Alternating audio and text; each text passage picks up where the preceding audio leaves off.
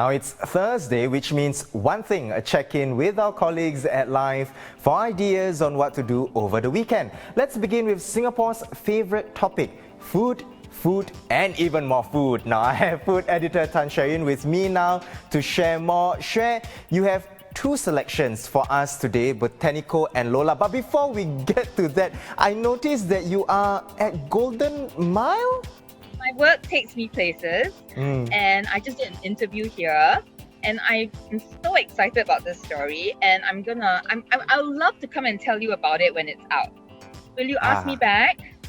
Yes, I will do that. Okay, and Hsueh, let's talk about our two restaurants, because one of them, you talked about the place as well, the ambience of the place, and that is Botanico. Tell us more about that. So Botanico is a restaurant in a part of the Botanic Gardens that you probably would never have been to. It's in Cluny Park Road, and it's such a chill place, really. It's an old Art Deco bungalow, and Botanico takes the top floor, and then on the ground floor is a cafe called the Bee's Knees, and a wonderful Singaporean chef. She's Chinese-Indian or Indian-Chinese, and her name is Sujata Asokan, and she runs both places.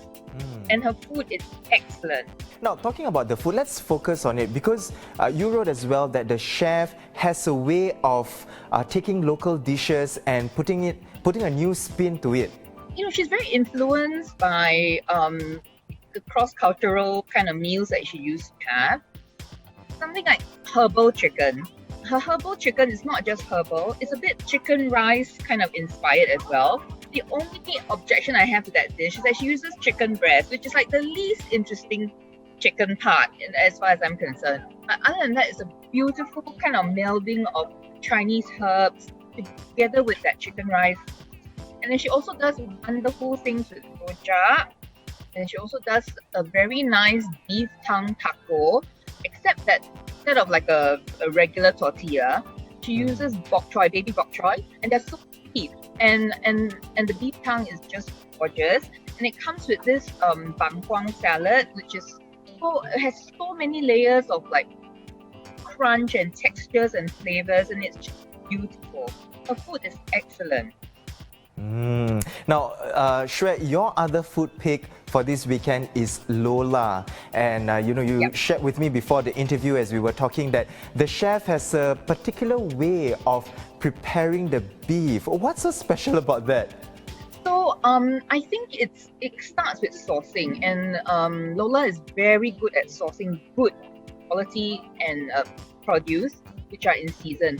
So the two dishes that I enjoyed the most at Lolla actually happen to meet with beef, and it's a particular cut of it's the tri-tip. So this is Mayura Full Blood Wagyu tri-tip from Australia, and tri-tip is from the bottom of the sirloin, and it's called a tri-tip because it's kind of like a triangular piece of meat. And what's interesting is that the grain of the meat changes halfway through. So you have to slice it in a certain way to keep it tender. So Chef Joanne, she has a really good touch with the beef. So I had it in two ways. The first was beef tartare, and so she uses and it's so the meat is so sweet and juicy and flavorful that you don't even really need the oyster aioli, although the oyster aioli is really quite good as well. And she uses a Jerusalem artichoke chip. It's so good. It's like this earthy flavor that goes really well with the raw beef. And then the other dish that I really enjoyed was the seared tri-tip. So she heats the beef at 58 degrees for 15 hours.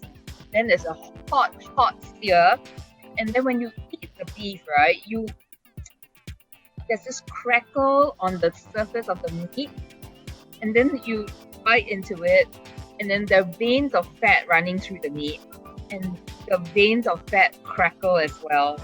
It's so magical.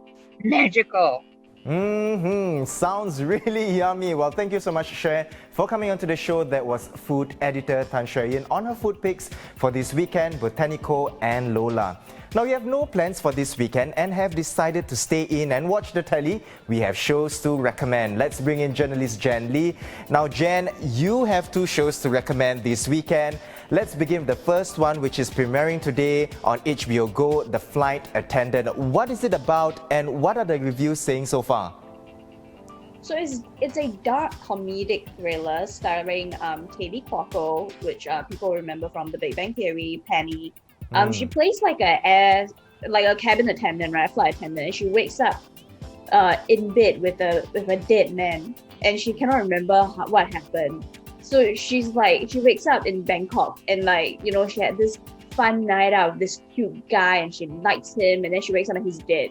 So it basically starts off from there. The reviews so far are pretty strong, saying that Kaylee Cuoco put up a pretty good performance, and that the series, because it's although the subject matter is a bit dark, it is a bit of a comedy. So there's they say it's quite light-hearted, quite fast-paced, and quite interesting to watch unfold. And I think Kaylee Cuoco in this plays a bit of a hot mess. She has all these problems. She drinks too much, she parties too much, that kind of stuff. Yeah. Right. Now, you've got me at the waking up dead beside a man. That is intriguing. I want to find out what happens, right? Well, your second pick is not new and it's already streaming on Netflix. Tell us more about that. Yes, so this is a little Netflix gem that I discovered, and I'm very excited to tell people about it. It's called Deaf You. So it's about it's a reality TV series, and it's about a group of deaf and hard of hearing college students who attend this university, which I find it very hard to pronounce. It's Gallaudet, I think. It's a private university for the education of the deaf and hard of hearing that is in Washington, D.C. in the United States. So it has all the reality TV elements. So it has the gossipy, who slept with who backstabbed who, frenemies, that kind of stuff. So it has that part, but at the same time, it's a very interesting look at the deaf community, and it really is a very enlightening look, because it's like the daily realities of people who are deaf and hard of hearing. So firstly, there's varying degrees of deaf. So some people can maybe hear in 1 year. Some people, may have been deaf since birth. It's just always been this reality. Some people may have been deaf after an accident or an incident, and so on. So there's also debates within the deaf community where some people feel you shouldn't speak too much, because some of them can speak.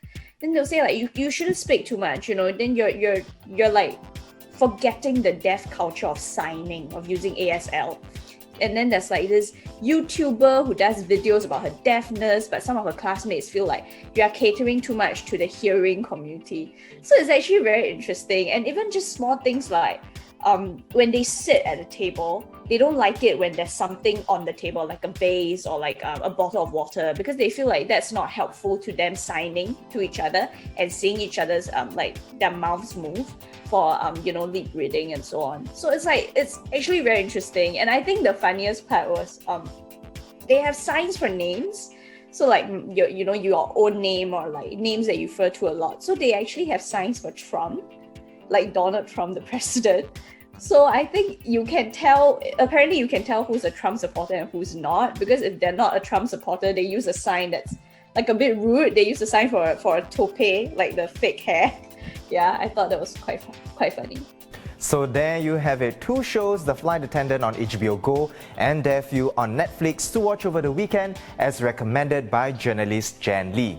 And lastly, school's out, the holidays are upon us, and we're just days away from redeeming the $100 worth of Singapore Rediscovers vouchers on December 1st. So how can we make full use of the vouchers? Well, travel editor Lee Siew Hua joins me now to share with us on where we can find activities to do here in Singapore this year-end holiday. Now, Siew Hua, my friends and I, we usually end up doing the same activities whenever we meet up. The Straits Times recently launched the SG Go Where website, a hyper-local guide to discover Singapore. How different is this guide compared to the ones that are out there? So we have our Straits Times journalists going out there to experience all these activities. And I've asked them to be, to be lively, to have a point of view, and really to go out there to have fun themselves. So that fun and that possibility is conveyed in the stories. So whether it is our colleague John Louis staying in a shipping container, or making masks in a factory, or we go higher end for luxe staycations, all of them would have experienced all these genres of domestic travel. And I'll also say there are a couple of fresh elements. We have videos, we have multimedia moments to accompany many of those stories. And because we are a newspaper, it is very easy and complete for us to pull out news stories written by our colleagues across the newsroom. Now, Siew Hua, as ST's travel editor, you share your overseas travelling experiences with the readers in your pieces, but now you're unable to do so due to the pandemic. How have you then repurposed your travel columns to suit the current situation? When the pandemic broke out, we just found a new opportunity. So many of our journalists are world explorers, just like Singaporeans, and they simply, while exploring the four corners of the world, I guess we didn't really take as much time to explore the four corners of Singapore, but now we're doing it, and it's across all the different dimensions, right? So we have launched at least 3 new series in recent weeks and months. One of them is a Sweet Life Staycation series. So from the fancy staycations to chic hotels under $100 that perfectly match the $100 tourism vouchers. We have done that. So we go with a checklist, like looking at the bathroom and also exploring the neighborhood. We decide whether this is a good escape or not. And these are staycation reviews that appear weekly, and we usually limit ourselves to a 24-hour stay, which really focuses our minds a lot when we write about the staycations. So they're all lodged in SG Go Web. Another one is Eating Air, cool local tours. So this includes these crazy rich Asians film locations. Since it was the movie was filmed in places like Chimes, NBS, Gardens by the Bay, and finally our newest series it's called A Day Away. So it's essentially experiencing another country in Singapore. We already had A Day Away in Taiwan, and next week we'll have A Day Away in Japan. And our travel pages never really had to shut down, even though borders have been closed. We have thought about all these ideas, where to escape, where to go. And just like, I guess we spend lots of fun time at, quality time bonding with the families at home. It's also the same when we go out there in Singapore, exploring it afresh with family and friends. Thank you, Siew Hua, for the sharing. I've been speaking to travel editor Lee Siew Hua on ST's recently launched SG Go website, a hyper-local guide to discover Singapore. And those are some ideas to spend the weekend. The Friday section in tomorrow's paper will have even more suggestions, so keep an eye out for that.